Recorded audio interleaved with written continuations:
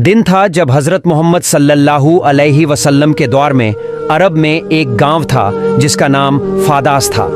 इस गांव में रोकाना नाम का एक मशहूर पहलवान रहता था जो बहुत ताकतवर और बड़े शरीर वाला था।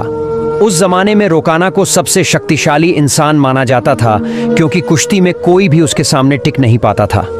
हर मुकाबले में लोग उसकी ताकत के आगे हार मान लेते थे। उसकी बहादुरी और ताकत के चर्चे हर तरफ थे।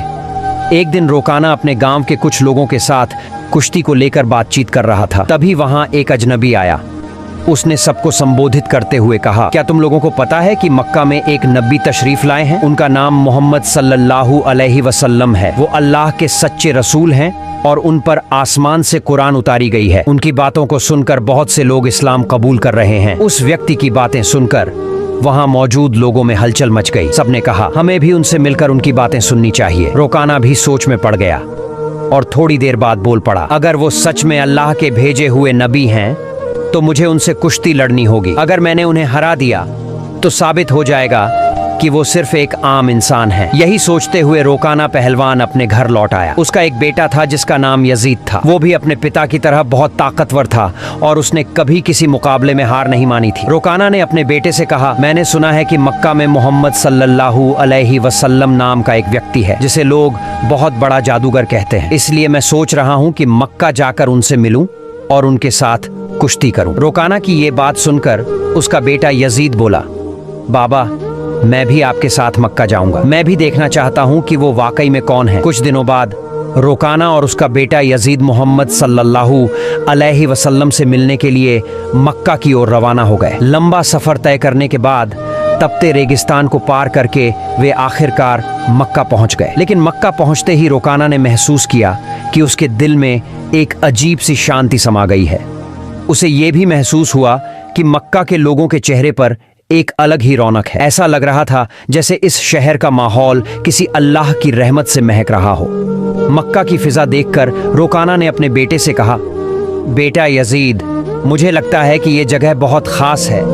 मैं अपने अंदर एक अनोखा सुकून महसूस कर रहा हूँ। यजीद ने भी सिर हिलाते हुए कहा, बाबा मुझे भी वैसा ही महसूस हो रहा है। ऐसा सुकून और ऐसा खुशनुमा माहौल मैंने पहले कभी नहीं देखा। उसी समय उन्होंने कुछ लोगों को देखा और उनके पास जाकर पूछा, क्या आप हमें बता सकते हैं कि मोहम्मद सल्लल्लाहु अलैहि वसल्लम कहाँ मिलेंगे? लोगों ने जवाब दिया, आप कौन हैं और कहाँ से आए हैं? रोकाना ने कहा, मेरा नाम रोकाना है, मैं बहुत दूर से आया हूँ और मैं एक मशहूर पहलवान हूँ। ये सुनकर लोगों ने कहा, हमारे नबी मोहम्मद सल्लल्लाहु अलैहि वसल्लम अल्लाह के भेजे हुए रसूल हैं और इस वक्त मस्जिद में मौजूद हैं। ये सुनकर रोकाना और यजीद मस्जिद की ओर बढ़ गए। जब वे मस्जिद में दाखिल हुए तो उन्होंने देखा कि एक बुजुर्ग व्यक्ति शांत और नूरानी चेहरे के साथ बैठे थे। उनके चेहरे पर एक ऐसी मुस्कान थी जो दिल को सुकून देने वाली थी। ऐसा लग रहा था जैसे वो सभी का स्वागत कर रहे हों। रोकाना ने ध्यान से देखा और समझ गया कि यही वही व्यक्ति हैं जिनके बारे में उसने सुना था। वह उनके पास गया और आदर के साथ सलाम करते हुए बोला, हे मोहम्मद, क्या आप वही व्यक्ति हैं जिनके बारे में लोगों से सुना है? लोग कहते हैं कि आप अल्लाह के भेजे हुए रसूल हैं। मोहम्मद सल्लल्लाहु अलैहि वसल्लम ने बड़े ही नर्म लहजे में जवाब दिया, वालेकुम अस्सलाम। हाँ, तुमने सही सुना है, लेकिन तुम कौन हो और कहां से आए हो? रोकाना ने गर्व से कहा, मैं बहुत दूर से आपकी तलाश में आया हूं। मेरा नाम रोकाना है और मैं इस दौर का सबसे ताकतवर पहलवान हूँ। अब तक मैंने कभी किसी कुश्ती में हार नहीं मानी। रसूल पाक सल्लल्लाहु अलैहि वसल्लम ने मुस्कुराते हुए कहा, रोकाना पहले बैठो, फिर हम बातें करेंगे। रोकाना सोचने लगा कि यह शख्स आखिर मुझसे क्या बात करना चाहते हैं। तभी मोहम्मद सल्लल्लाहु अलैहि वसल्लम ने बड़ी ही नरमी से कहा, रोकाना अल्लाह से डरो। तुम्हारे जिस्म में जो ताकत है वह उसी अल्लाह ने दी है जिसने तुम्हें इतना बड़ा पहलवान बनाया है। उसी महान अल्लाह के आगे सिर झुकाओ, उसी पर ईमान लाओ और मुझे उसका रसूल मानो। रोकाना ने हैरानी से कहा, हे मोहम्मद, आप क्या कह रहे हैं? मैं यहाँ सिर्फ कुश्ती लड़ने आया हूँ। मैंने सुना है कि आप अल्लाह के भेजे हुए रसूल हैं और आपके पास कोई खास ताकत है। इसी वजह से मैंने सोचा कि मैं आपके साथ कुश्ती करूँ। लेकिन आप तो मुझे इस्लाम अपनाने की बात कर रहे हैं। दयालु नबी मोहम्मद सल्लल्लाहु अलैहि वसल्लम ने नरमी से कहा, रोकाना, तुम मेरे साथ कुश्ती लड़ना चाहते हो, लेकिन यह मेरा काम नहीं है। कुश्ती लड़ना पहलवानों का काम है। और मैं कोई पहलवान नहीं हूँ। रोकाना हंसते हुए बोला, हे मोहम्मद, मैं ये बातें सुनने नहीं आया हूँ। मैंने सुना है कि आप बहुत ताकतवर हैं और आपको जादू भी आता है। अगर आप सच में अल्लाह के रसूल हैं तो अपनी ताकत से मुझे कुश्ती में हरा कर दिखाइए। मोहम्मद सल्लल्लाहु अलैहि वसल्लम मुस्कुराए और बोले, रोकाना, तुम इतनी जिद कर रहे हो, इसलिए मैं तुम्हारे साथ एक शर्त पर कुश्ती लड़ने के लिए तैयार हूँ। रोकाना ने उत्सुकता से पूछा, क्या शर्त है? नबी सल्लल्लाहु अलैहि वसल्लम ने फरमाया, अगर तुम कुश्ती में मुझसे हार गए तो तुम्हें इस्लाम कबूल करना होगा और मुझे अल्लाह का भेजा हुआ रसूल मानना होगा। रोकाना यह सुनकर सोच में पड़ गया, यह एक आम आदमी मुझे कैसे हरा सकता है? मेरी चौड़ी छाती, मजबूत हाथ पैर और गजब की ताकत के सामने यह मामूली इंसान नहीं टिक पाएगा। मैं दुनिया का सबसे ताकतवर पहलवान हूं और आज तक कोई मुझे हरा नहीं सका। यह तो पहलवान भी नहीं है, फिर यह मेरी बराबरी कैसे करेगा? यही सोचकर रोकाना ने मोहम्मद सल्लल्लाहु अलैहि वसल्लम का मजाक उड़ाया और घमंड भरे स्वर में बोला, ठीक है, मैं तुम्हारी शर्त मानता हूं। अगर तुम मुझे हरा देते हो तो मैं तुम्हें अल्लाह का रसूल मान लूंगा और इस्लाम कबूल कर लूंगा। इसके बाद कुश्ती के लिए एक बड़ा मैदान तैयार किया गया। मक्का और आसपास के इलाकों से लोग यह मुकाबला देखने के लिए उमड़ पड़े। हर कोई उत्सुक था कि क्या होगा। लोग जानते थे कि रोकाना अपनी ताकत के लिए मशहूर है, लेकिन वे यह भी देखना चाहते थे कि मोहम्मद सल्लल्लाहु अलैहि वसल्लम कैसे मुकाबला करेंगे।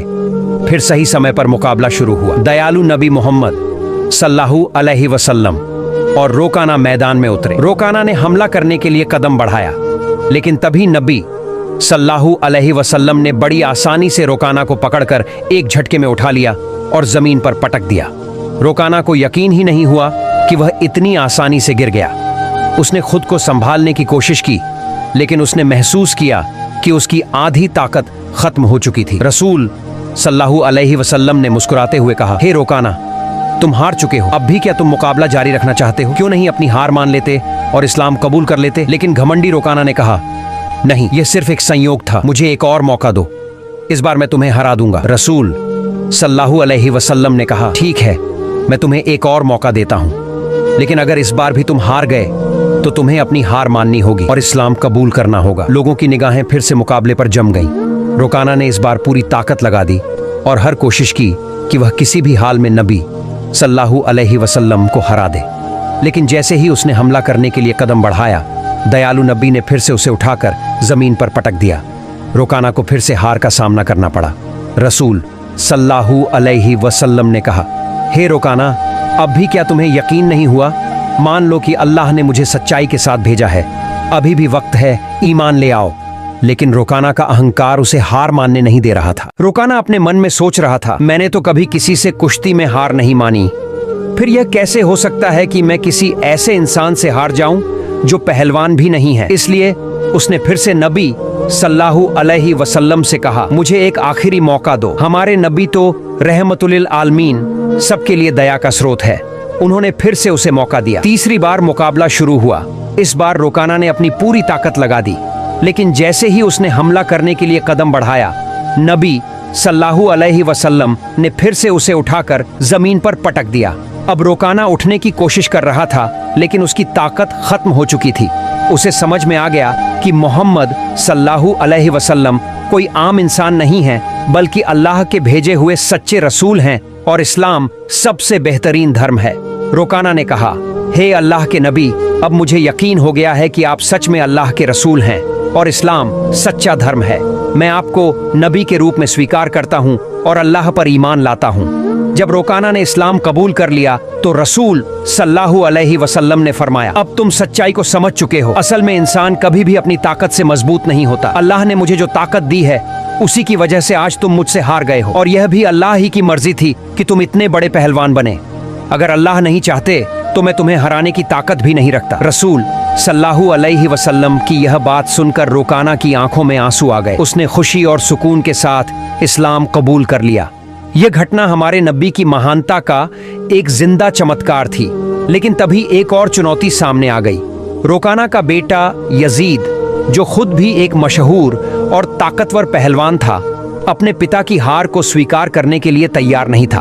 उसके अंदर एक अजीब सा आत्मविश्वास था। जो उसे अपने पिता की हार का बदला लेने के लिए उकसा रहा था। यजीद ने गुस्से और जोश में भरकर रसूल सल्लल्लाहु अलैहि वसल्लम को ललकारा। आपने मेरे पिता को कुश्ती में हराकर यह साबित कर दिया कि आप असाधारण इंसान हैं, लेकिन मैं आपकी ताकत को अब परखना चाहता हूं। क्या आप मेरे साथ कुश्ती लड़ेंगे? रसूल सल्लल्लाहु अलैहि वसल्लम ने यजीद की आंखों में देखा और समझ गए कि उसके दिल में अब भी संदेह बाकी है। उसे ईमान की रोशनी की जरूरत थी, इसलिए उन्होंने मुस्कुराते हुए उसका चैलेंज स्वीकार कर लिया।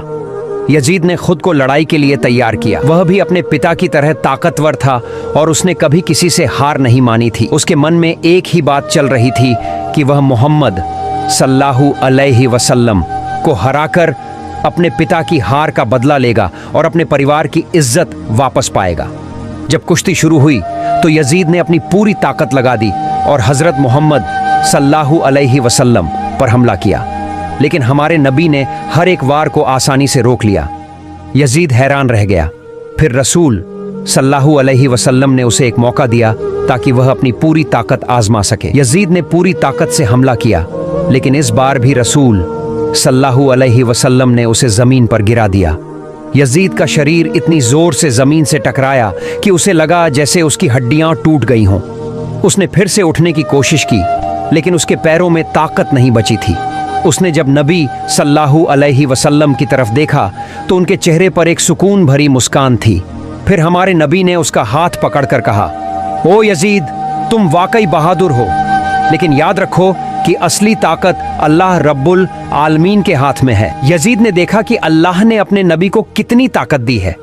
नबी सल्लल्लाहु अलैहि वसल्लम ने यजीद से पूछा, क्या अब भी तुम्हारे दिल में कोई शक बचा है?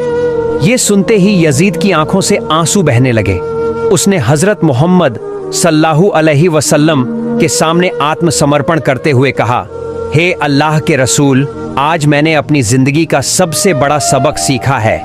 मैं गवाही देता हूँ कि अल्लाह के सिवा कोई पूजनीय नहीं और आप अल्लाह के सच्चे नबी हैं। इसके बाद रुकाना और यजीद के इस्लाम कबूल करने की खबर पूरे अरब में फैल गई। कुछ दिन बाद मदीना का एक गैर मुसलमान युवक नबी सल्लल्लाहु अलैहि वसल्लम के पास आया और उसने अपमानजनक सवाल किया। उसने कहा, हे मोहम्मद, क्या आपने दावा किया है कि आप अल्लाह के भेजे गए नबी हैं? और क्या आपके पास अल्लाह की तरफ से कोई दिव्य संदेश आता है?